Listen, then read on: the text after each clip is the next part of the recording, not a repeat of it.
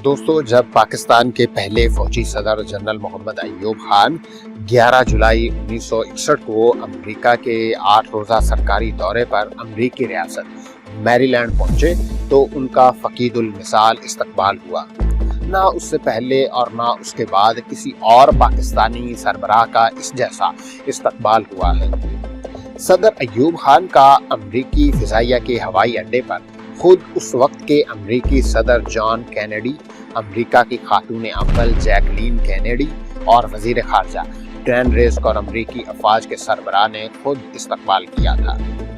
जब सदर अय्यूब खान PIA का तैयारे से एयरपोर्ट पर उतरे तो सीढ़ियों पर एक कदम चढ़कर सदर कैनेडी ने गर्मजोशी के साथ मुसाफिया किया।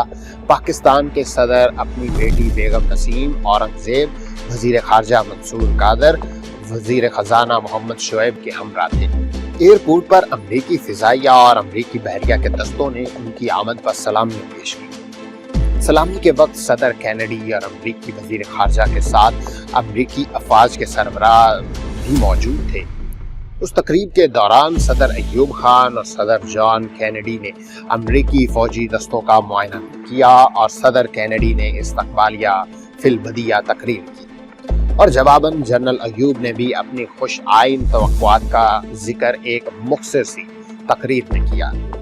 सदर अय्यूब खान अमेरिकी सदर कैनेडी के हमरा एयरपोर्ट से वाशिंगटन DC पहुंचे, जहां सड़कों पर अवामी हुजूम उमड़ आया था।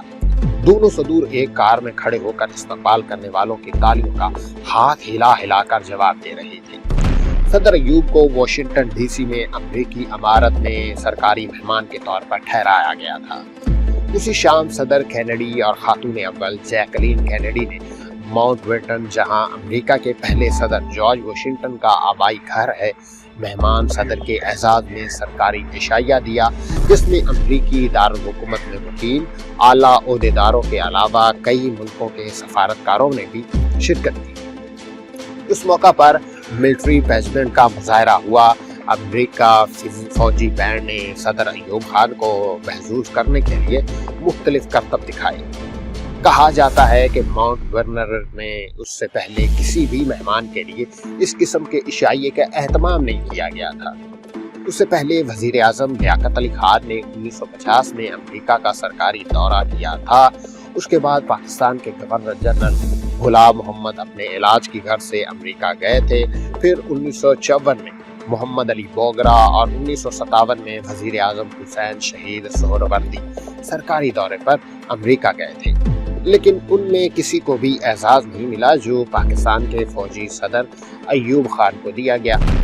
फौजी सदर को अमेरिकी कांग्रेस के मुश्तरका इजलास से खिताब की दावत दी गई, जो उन्होंने बाखुशी कबूल कर ली।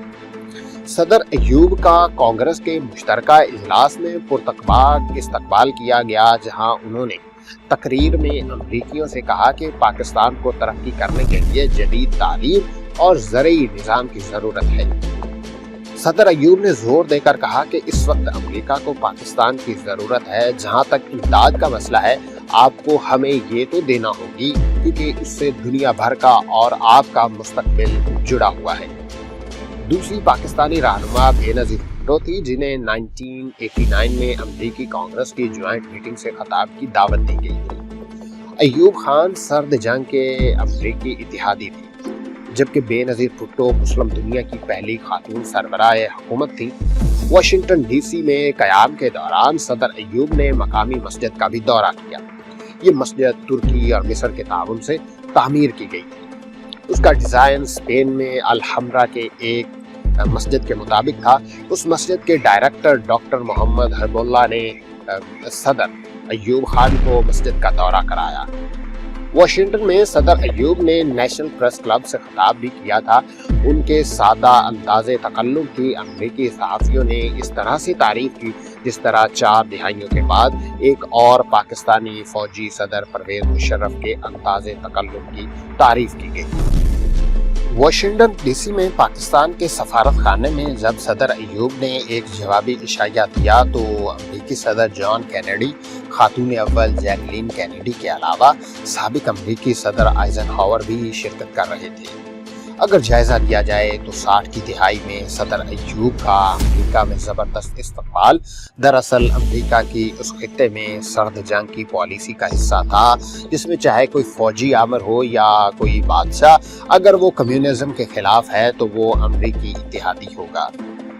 ان کے فتید المثال استقبال کی بنیادی وجہ اس وقت پاکستان کا سرد جنگ کے عروج میں امریکہ کا خاص اتحادی ہونا تھا۔ اس سے قبل پاکستان انڈیا کی طرح کسی بھی عالمی طاقت کے کیمپ میں شامل ہوئے بغیر غیر جانبدار خارجہ پالیسی پر کاربند تھا، لیکن 1954 میں پاکستان اس وقت تک سوشلسٹ بلاک کے خلاف امریکی فوجی معاہدوں، سیٹوں اور سینیٹوں میں شامل ہو چکا تھا۔ ان میں فوجی معاہدوں میں پاکستان کے شریک ہونے میں جنرل ایوب کا بڑا ہاتھ تھا۔ پاکستان میں امریکہ کی دلچسپی سن 1951 میں ایران میں ڈاکٹر محمد مصدق کی اینگلو ایرانین آئل کمپنی کے قومی آنے کے بعد پیدا ہوئی۔ اس برس لیاقت علی خان کا قتل ہوا اور ایک برس بعد سن 1952 میں مصر میں فوجی انقلاب کے بعد جمال عبد الناصر نے مغرب نواز بادشاہ کے خاتمے کا اعلان کیا۔ اسی پس منظر میں اس پورے خطے میں سوویت یونین کا اثر و رسوخ بڑھتا ہوا نظر آیا۔ اب امریکہ کو مضبوط اتحادی کی ضرورت تھی۔ پاکستان کے اسٹیبلشمنٹ کی صورت میں جو ان کو نظر آیا، اس اسٹیبلشمنٹ میں نہ صرف برطانیہ کی تربیت یافتہ سیول سرونٹس تھے بلکہ برطانوی تربیت یافتہ فوج بھی تھی، اور انہوں نے کمیونزم سے اپنی نفرت کا کئی بار اظہار بھی کیا تھا۔ جب 1954 میں پاکستان کی پہلی آئین ساز اسمبلی گورنر جنرل غلام محمد تحلیل کرتے ہیں، مشرق بعید میں امریکی فوجی اتحاد سیٹوں میں شامل ہو جاتا ہے۔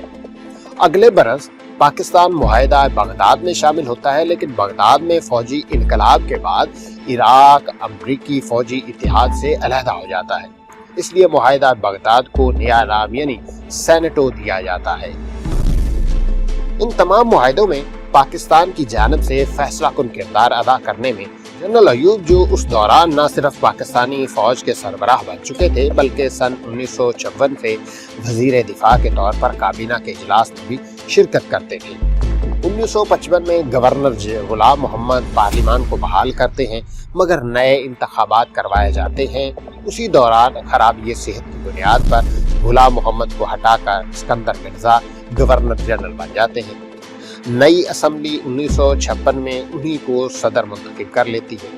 تاہم جب ملک میں نئے آئین کے تحت انتخابات منعقد کرانے کا مطالبہ زور پکڑتا ہے تو سول اور ملٹری اسٹیبلشمنٹ ایک مرتبہ پھر سے اسمبلی تحلیل کرتی ہے اور ملک میں 7 اکتوبر 1958 کو مارشل لا نافذ کر دیا جاتا ہے۔ یہ وہ وقت تھا جب صدر اسکندر مرزا تھے، لیکن chief martial law administrator general Ayub Khan تھے۔ امریکہ کے لیے بہتر یہی تھا کہ پاکستان میں امریکہ کی حامی ایک جمہوری طور پر منتخب حکومت قائم ہو۔ اس لیے ایک امریکی اہلکار سی بی مارشل نے مارشل لا سے ناراضگی کا اظہار بھی کیا تھا، لیکن منتخب حکومت کا تختہ الٹنے کے بعد جب فوج نے اقتدار پر قبضہ کر لیا تو اس کے 2 ہفتوں کے بعد 21 اکتوبر کو امریکہ کے اس وقت کے وزیر دفاع نیل میک الورے ایک اعلیٰ اختیاری فوجی وفد لے کر پاکستان پہنچ گئے۔